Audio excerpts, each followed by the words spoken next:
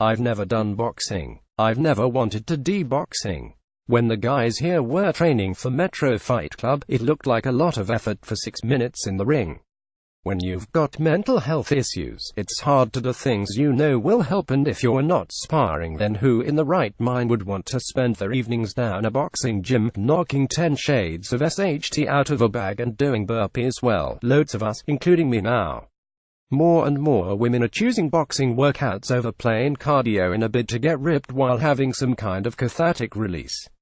But they're not heading down to the local rings. They're opting for luxe studios like KOBOX, where the music is loud, the light is low, and everything is state-of-the-art. I'm talking GHDs, high-end shampoos and tangle teasers in the changing rooms. Fluffy towels. Boxing gloves that don't stink. I went down one Friday morning to test out their bodyweight session with Rosanna Purcell, model turned boxing aficionado. KOBOX describes itself as Fight Club, Nightclub, Hit Club, and it's pretty much on the money. It specializes in HIIT boxing-based training, with studios in Liverpool Street and Chelsea. KOBOX sessions are only 50 minutes, but it's all interval training. We did hundreds of burpees, press-ups, star jumps, lunges, squat jumps, and that was just the warm-up. The main workout consists of 3 minutes on the bag, 3 minutes doing floor work. The punch combinations are on the wall so you never get lost, and it's so dark in there that you don't have to worry about looking like a sweaty tomato when you're trying to be as aggressive as possible with your right hook. If you've never done boxing before, that's fine. They assign 6 numbers to the different punches, e.g. 1 and 2 are a right-hand jab and a left-hand jab, 3 is a right hook, 5 is a right uppercut, and you get to practice each pair before the freestyle part of the class, which is where you can do whatever combination takes your fancy. I can't remember the last time I sweated so much in a workout. When I got up from the end stretch, my mat dripped on the floor. To look at Roz, you'd think she spends hours doing all kinds of workouts, but that boxing probably isn't one of them. SHE's slender and toned, but not quite how many of us imagine female ring stars. I do mainly boxing training, but I do incorporate a lot of weight training as well, she tells me over a post-box shake. Like a lot of girls, I was under the assumption growing up that in the gym, I should be on the treadmill, doing as much cardio as I possibly could, and that when it came to weights, I didn't want to look too big. But when you actually start weight training, you realize that it's really hard to gain muscle. Weight training is definitely a huge part of my routine, and I find it's been definitely the most beneficial thing for my shape, my mental health, and also my metabolism. Roz used to compete in triathlons. Her family still do. In fact, SHE's done an Ironman, the Ironman 70.3 in Austria, to be exact. For me, physically triathlons didn't suit me, and I lost a lot of muscle. And I spent a lot of time in my own head. 3 hours out on the bike and you start ruminating on stuff. That happened last week, and I'm the kind of person who doesn't like to give up on things, so I tried it for a long time. I hugely admire people who do it. I understand the severe dedication as well as the balance that you've got to have. At the same time, I want to be the kind of person who enjoys all sections of life, and I didn't get to do that when I was competing. So what does boxing have to offer women like Roz, apart from the fat-burning, muscle-building elements? I think when girls think about boxing and fighting, they immediately think, I don't want to hurt my nose or face, I don't want to be in a ring, but it's not like that at all. First of all, boxing is a skill. My mum always used to say, learn a new skill set every 10 years. It's the best thing you can do for your mind, so there's that. Second of all, it really teaches you to be present because you're constantly on drill, especially when you're doing paired work. You're not thinking of anything else other than how to protect yourself. And it's also great being able to go around and know that you can protect yourself, because as women, we're very vulnerable, especially when we visit new cities. Roz is Irish. Last night, I was walking home down a dark street and I began to worry a little, but then I realized that it'd probably demolish anyone who tried it on, so it's a really good skill to have. Lastly, the social element is huge. I've made some of my greatest friends through boxing, even though I only started boxing 3.5 years ago, because people who go there, it's a passion. You don't just start boxing randomly. If you leave, you don't have what I like to call that inner psycho where you're really able to push yourself. Boxing challenges you physically and mentally. It's one of the most challenging training you can do. But Roz isn't just a bag puncher. Oh, she spars alright. In fact, she seems to prefer sparring to the training. Sparring is definitely more enjoyable.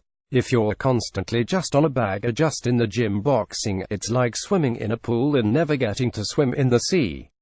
It's completely different. If people are thinking of starting boxing, come to a box. Try and incorporate a sparring session once a week and you'll find that it'll impact what you do on the bag. You'll become a lot better at your movements and you'll understand more about how you should be moving. I find as well, if you're having a really awful day and you go sparring for 25 minutes, you're not thinking about anything other than trying not to get hit.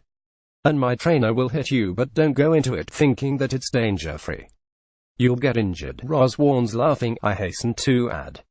She says she had a black eye for 3 weeks and had to go to modeling jobs with a side fridge to cover the bruise. But she says that once you get hit once and you get the initial shock of being punched in the face, over and done with, the rest is plain sailing. The fear of getting hit is more than the actual act of being hit. Most people think boxing is about throwing punches when it's actually about protecting yourself, always having your hands up and your elbows in, dipping and ducking, and it gets really tiring, she says. Once you get hit badly, you start to think, oh well, maybe I'll work on protecting myself a bit more. So what about the nutritional element of boxing? Professionals like David Hay have turned to plant-based diets in a bid to stay slim and nimble, and Roz largely follows a similar philosophy, although she doesn't put a label on it. In fact, SAGS just realized a recipe book called Half Hour Hero which offers people healthy meals ready in under 30 minutes. And many of those are vegan-friendly. This recipe came about by default. Arriving home from holidays with hardly anything in the house, I was seriously craving a bread alternative to fill my holiday woes.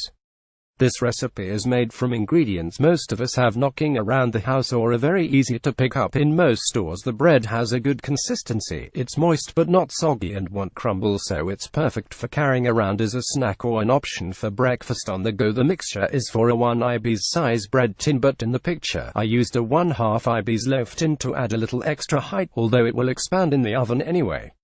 Ingredients: 200 grams oats, gluten-free will work here, or also 4 tablespoons peanut butter. I used crunchy but smooth, will work. 2-3 large ripe bananas, 3 tablespoons coconut oil, 2 tablespoons maple syrup, 1/2 tablespoon baking powder, 3 tablespoons 50 milliliters unsweetened almond milk, 125 grams fresh raspberries. Method: preheat oven to 180 degrees Celsius. Start by processing the oats into a flour. You can do this using a NutriBullet.